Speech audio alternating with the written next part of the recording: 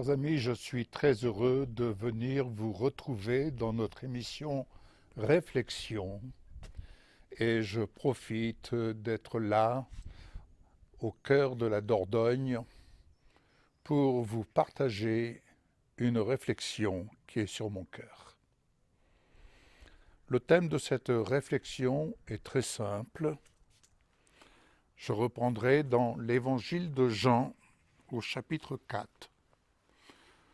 Une histoire merveilleuse, une histoire qui nous enseigne quelque chose d'extraordinaire et qui fait partie de la vie miracle de Jésus dans notre vie. Le thème, donc, je disais, de cette réflexion que je vais vous partager se trouve dans l'évangile de Jean, chapitre 4, verset 23. Mais l'heure vient, c'est Jésus qui parle, et elle est déjà venue.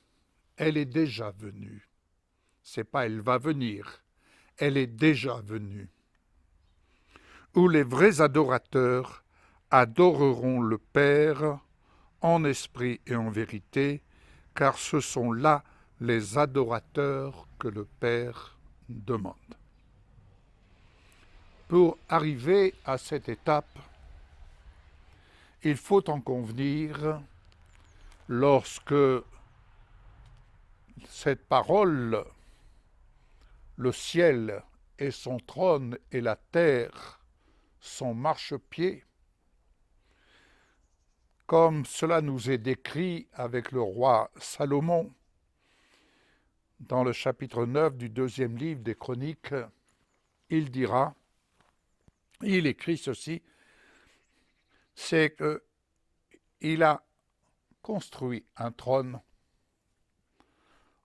en ivoire et en or, et également un marchepied qui lui était fixé, un marchepied de 6 degrés, avec 6 degrés, c'est-à-dire avec 6 marches. Alors, si la terre est son marchepied, avec ses 6 degrés, ce que le Père recherche, ce sont des adorateurs en esprit et en vérité. Il y a plusieurs degrés d'adoration, car il y a plusieurs degrés pour parvenir à être en esprit et en vérité, tandis que nous avons cette ferme assurance que nous avons été ressuscités ensemble avec Jésus, mais nous sommes également assis ensemble avec Jésus. Et où sommes-nous assis? Nous sommes assis dans la salle du trône. Nous le sommes par le moyen de la foi. Toutefois, nous pouvons savoir cela. Mais c'est une chose que de savoir, c'est une autre chose que de connaître. Car savoir, tout le monde peut savoir. Les démons savent également. Mais connaître est une autre chose. Car connaître, c'est être. C'est-à-dire être en esprit et en vérité. Être un adorateur en esprit et en vérité. Alors nous allons voir l'histoire de cette femme, de cette Samaritaine. Et vous allez comprendre ce que signifie cette histoire, cette rencontre de Jésus avec cette Samaritaine. Quelque chose d'étrange va se passer entre Jésus et cette femme. Quelque chose d'étrange, mais quelque chose de très instructif et qui doit nous interpeller, en tout cas qui m'interpelle, et j'espère qu'il en sera de même pour vous. Puisse l'Esprit de Dieu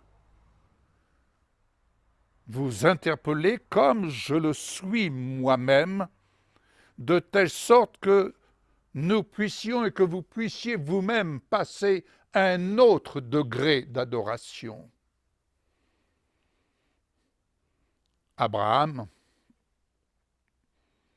en allant sur la montagne pour offrir ce que Dieu lui demandait d'offrir, à savoir son fils unique, le fils de la promesse de Dieu, offrir son Isaac, c'était la manifestation de l'adoration de son Dieu.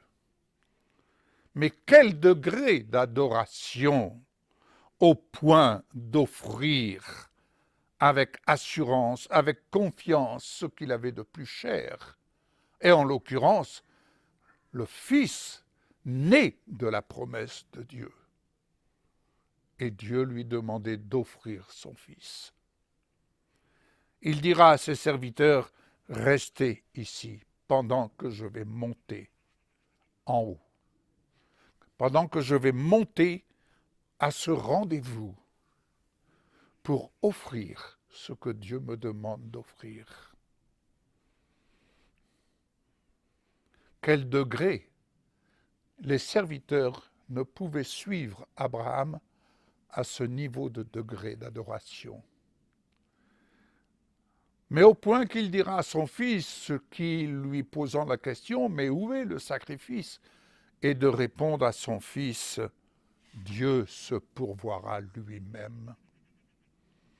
Quel degré d'adoration, quel degré de confiance. Il connaissait son Dieu. Quelle nuance flagrante. Il pouvait savoir que Dieu était puissant pour se pourvoir lui-même.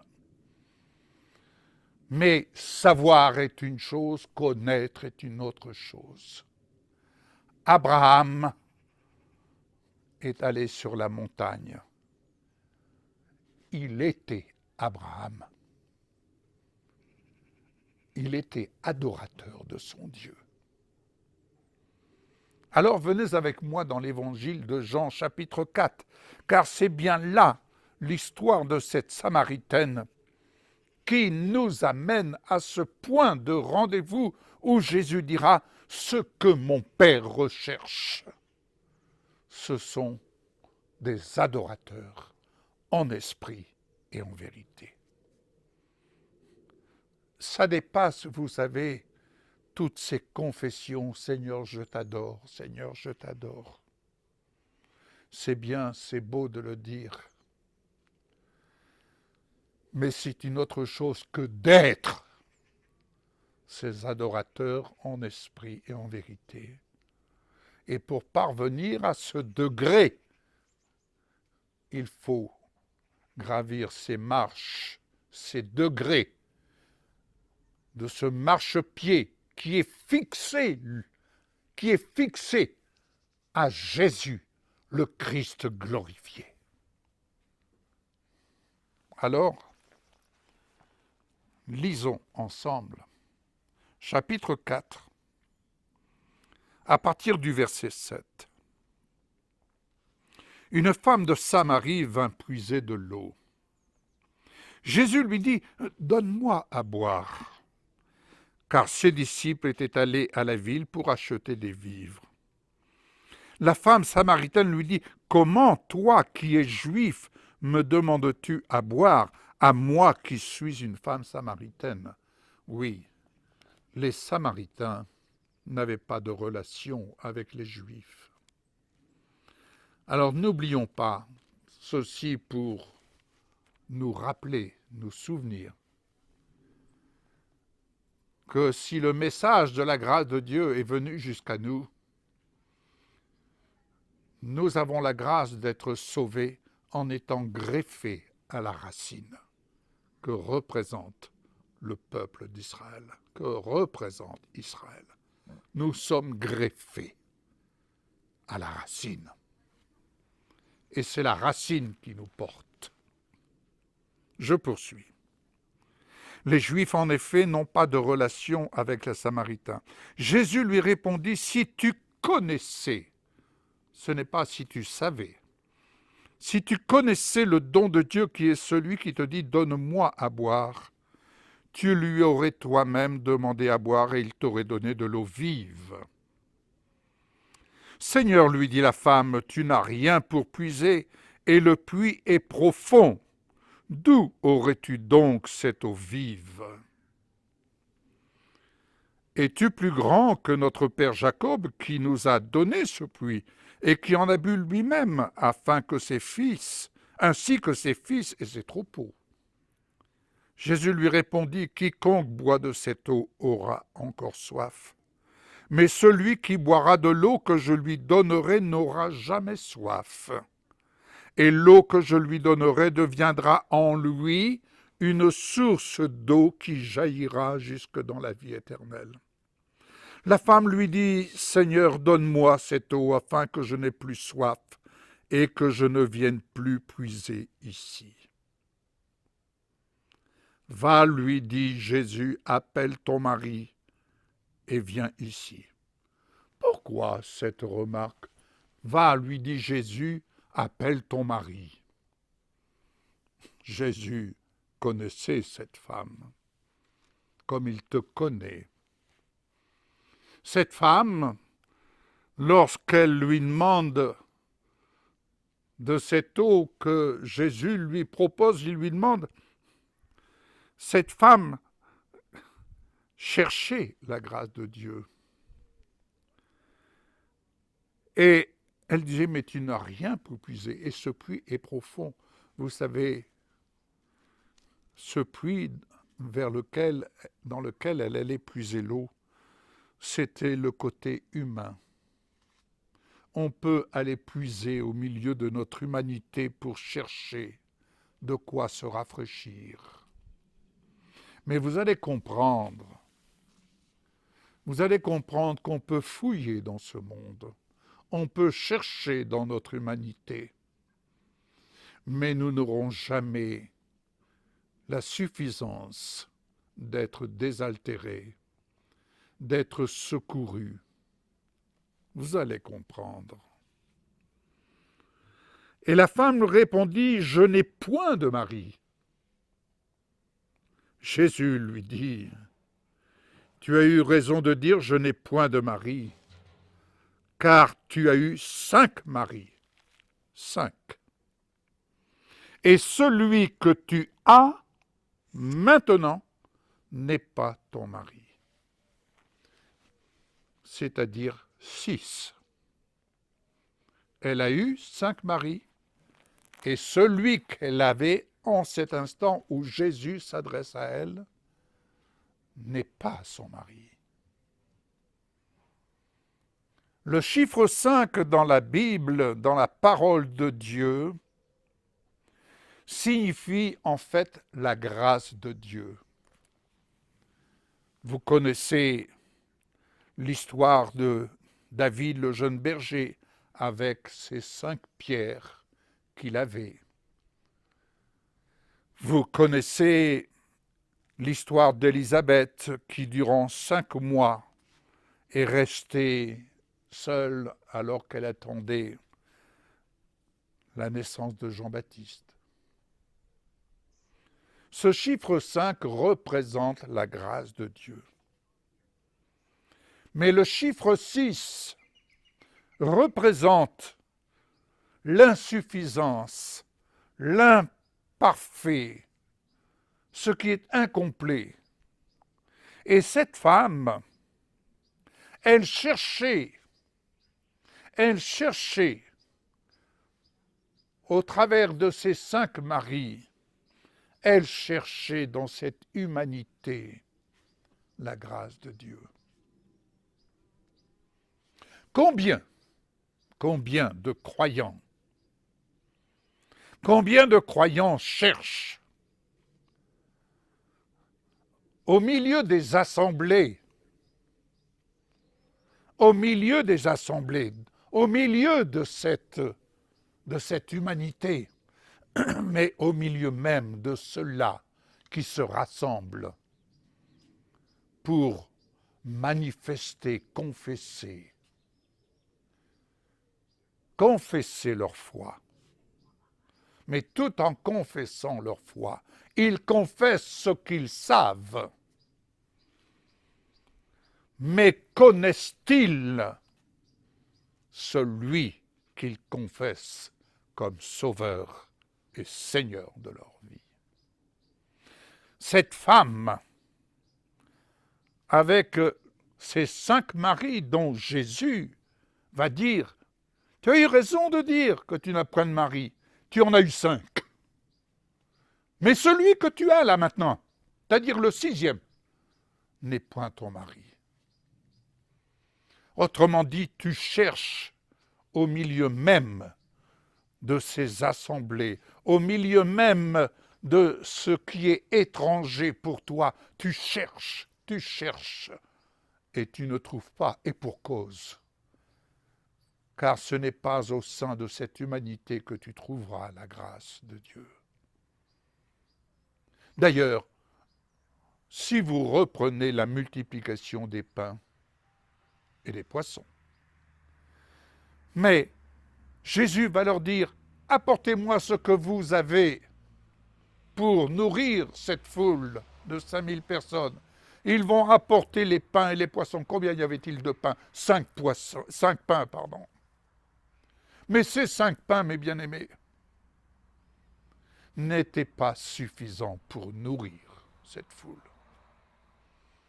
Et Dieu va prendre ces pains, ces 5 pains, et il va prendre, mais croyez-vous que je peux nourrir?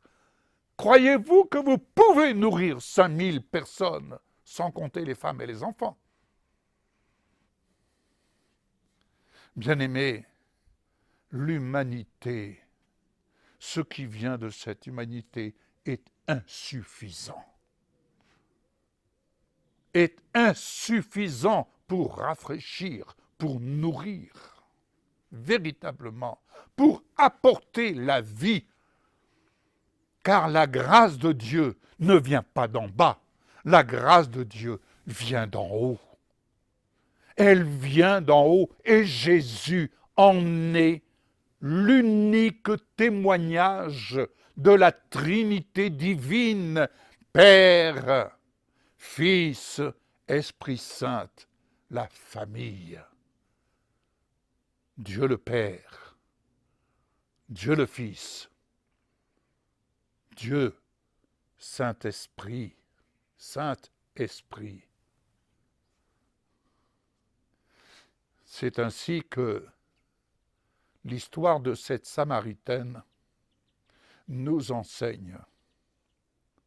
Elle nous enseigne que nous pouvons être là au milieu des assemblées, à nous réjouir, et dire je sais la grâce de Dieu, je sais, comme cette femme a pu dire, écoutez bien, je vois que tu es prophète, nos pères ont adoré sur cette montagne, et vous dites, vous, que le lieu où il faut adorer est à Jérusalem. Elle savait, elle avait entendu parler de ce climat d'adoration. Qui n'a pas entendu parler adorer Dieu en esprit et en vérité? Mais oui, je sais qu'il faut adorer Dieu en esprit et en vérité. C'est ce que tu pourrais me dire, cher ami. Mais connais-tu celui que tu es destiné à adorer? Car on ne peut adorer que ce que nous connaissons. Si j'adore ce que je sais, je l'adore virtuellement. Je l'adore virtuellement. Ainsi, ce que le Père recherche, ce sont des adorateurs en esprit et en vérité, c'est-à-dire des adorateurs qui connaissent et qui se connaissent, car connaître, c'est être. Tu aimeras ton prochain comme toi-même. Qui est ton prochain? Christ en moi, l'espérance de la gloire. Celui auquel je suis attaché. Ainsi, dans Éphésiens 5, où l'apôtre Paul fait ressortir quelque chose d'extraordinaire. Venez avec moi. J'ai déjà eu l'occasion de souligner cet aspect. Mais Marie, que chacun aime sa femme, comme Christ a aimé l'Église et s'est livré lui-même pour elle, afin de la sanctifier en la purifiant et en la lavant par l'eau de la parole, pour faire paraître devant lui cette Église glorieuse, sans tache ni ride, ni rien semblable, mais sainte et irréprochable. Voilà cette Église telle qu'elle est, et cette Église qui, en relation avec Christ, en relation avec celui qu'elle apprend à connaître. Souvenez-vous de cette histoire lorsque Isaac a reçu Rebecca, sa femme. Ils sont entrés tous deux dans la tente et ils se sont connus. Il y a eu un attachement. Ils se sont fixés l'un à l'autre. Rappelez-vous, ce marchepied est fixé à la salle du trône. Il est fixé au trône.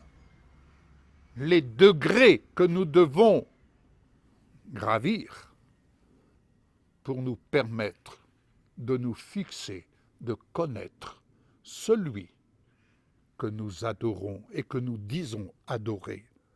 Oui, nous disons, je sais qu'il faut que je l'adore, mais je dois connaître celui que j'adore. Comment le connaître?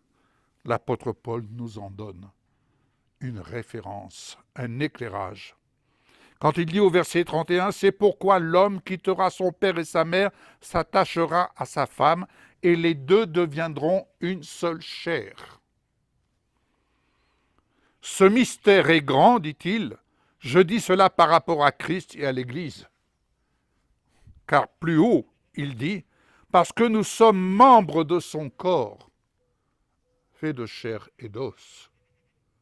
Oui, bien-aimé, cette femme, cette Samaritaine, elle a recherché dans cette humanité ce qui lui était insuffisant, mais elle recherchait la grâce.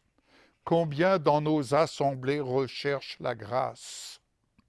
Ils savent, je sais que la grâce de Dieu s'est manifestée en Jésus. Je sais, je le sais, mais, connais-tu? Connais-tu? Le connais-tu? Es-tu connu de lui? Bien-aimés, nous ne devons pas nous satisfaire de tourner en rond dans cette humanité. Oui, de tourner en rond. Mais nous ne devons pas nous satisfaire de savoir, mais bien plus connaître. Et pour connaître, je ne peux connaître que si je fais un avec lui, esprit, âme et corps.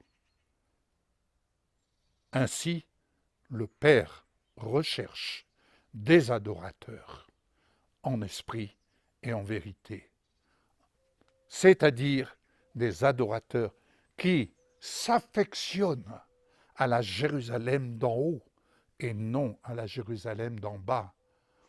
Des adorateurs qui s'affectionnent aux choses d'en haut et non pas à celles d'en bas. Bien-aimés, nous sommes dans ce monde comme des étrangers. Nous sommes des voyageurs sur cette terre, mais nous ne sommes pas de ce monde. Nous ne sommes point de ce monde. Nous ne fonctionnons point comme fonctionne la pensée de ce monde, ou en tout cas comme le monde veut nous amener, veut amener l'humanité à fonctionner dans ce nouvel ordre mondial dont on parle si souvent. Ce nouvel ordre mondial disparaîtra.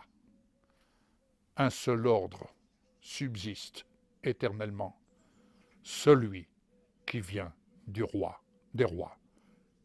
J'ai nommé Jésus-Christ et Jésus-Christ glorifié. Amen.